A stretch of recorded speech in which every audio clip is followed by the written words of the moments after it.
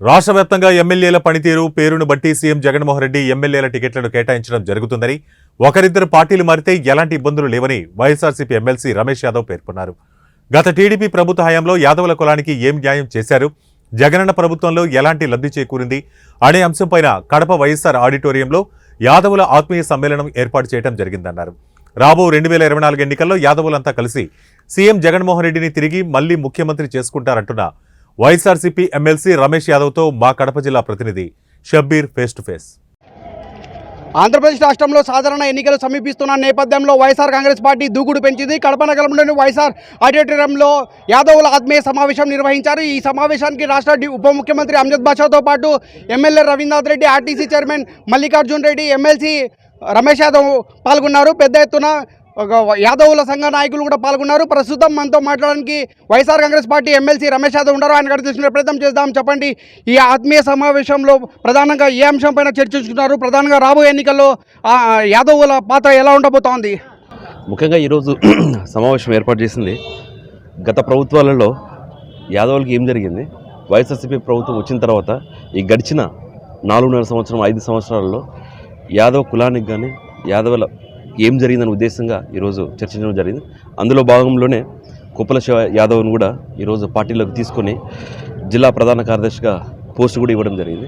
వచ్చే ఎలక్షన్లలో వైఎస్ఆర్సీపీ జగనన్న గవర్నమెంట్ యాదవులకు ఎన్ని పదవులు ఇచ్చాడు, ఎంత మేలు చేశారు, దాంతోపాటు ఎన్ని సంక్షేమ పథకాలు కూడా ప్రజలకు ఈరోజు అందించామనే ఉద్దేశంగా ఈరోజు ఈ వైఎస్ఆర్ ఆడిటోరియం వేదిక మేమందరం చర్చించడం జరిగింది. అందరం కలిసికట్టుగా ఎటువంటి పరిస్థితుల్లో 70,000 పైచిలుకు మెజార్టీతో కడప నియోజకవర్గంలో అమ్జద్ బాషా గారిని గెలిపించుకుంటాం.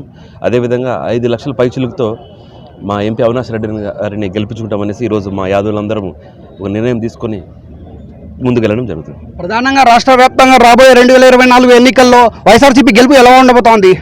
మా పార్టీ లైన్ ఉంది కదన్నా, 175/175 ఖచ్చితంగా 175 ఖచ్చితంగా మేము కొడతాము కూడా. కాన్ఫిడెన్స్ మాకు అందరికీ ఉంది, 100% ఉన్నాయి. ఎందుకంటే ఈరోజు గత ప్రభుత్వాలు ఈ ప్రభుత్వాలు చూస్తే ఒక పెన్షన్ తీసుకోవచ్చు, ఒక పెన్షన్ కావాలంటే క్యూలో నిల్చునేవాళ్ళు, ఈరోజు ఇంటి దగ్గర పోయి పెన్షన్ ఇచ్చే పరిస్థితికి వచ్చింది. కాబట్టి 175 ఖచ్చితంగా మేము కొడతాం. 100% భారీ ఎత్తున భారీ మెజార్టీతో అందరూ ఎమ్మెల్యేలు ఖచ్చితంగా గెలుస్తారు. సీఎం జగన్మోహన్ రెడ్డి పాలన 5 సంవత్సరాలు ఎలా గడిచింది అనుకుంటున్నారు? అది మీరు చెప్పాలి ఎట్లా గడిచిందని. మీరు చర్చా విధంగా ప్రతి ఒక్కరికి తెలిసి ఎట్లా ఎంత బాగా నడిచిందని, అది మీరు చెప్పాలి. ఇప్పుడు ఎట్లా నడిచిందని మీరు చెప్పేదాన్ని బట్టి నేను సమాధానం చెప్తాను ఏదన్నా ఉన్నా. ప్రధానంగా ఎమ్మెల్యేలు కొందరు వైసీపీని వీడి టీడీపీలోకి చేరుతున్నారు, దీని గురించి స్పందిస్తున్నారు మీరు? ఇప్పుడు మా మెయిన్ క్యాడర్ లీడర్స్ అందరూ కూడా చెప్పేది ఒకటే,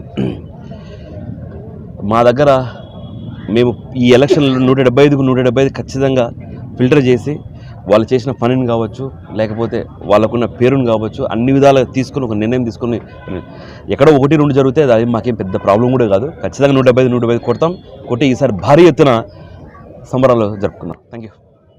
రాబోయే 2024 ఎన్నికల్లో యాదవులు అంతా కలిసి వైఎస్ఆర్సీపీని పెద్ద ఎత్తున గెలిపిస్తామని చెప్పి ఎమ్మెల్సీ రమేష్ యాదవ్ గారు తెలుపుతున్నారు. అంతేకాకుండా రాబోయే 2024 ఎన్నికల్లో వైనాట్ 175కి 175 గెలిపించి సీఎం జగన్మోహన్ రెడ్డి మళ్ళీ పట్టం కట్టబోతున్నామని చెప్పి రమేష్ యాదవ్ గారు తెలుపుతున్న పరిస్థితి. కెమెరా పర్సన్ కరీంతో షబ్బీర్, 1 న్యూస్, కడప.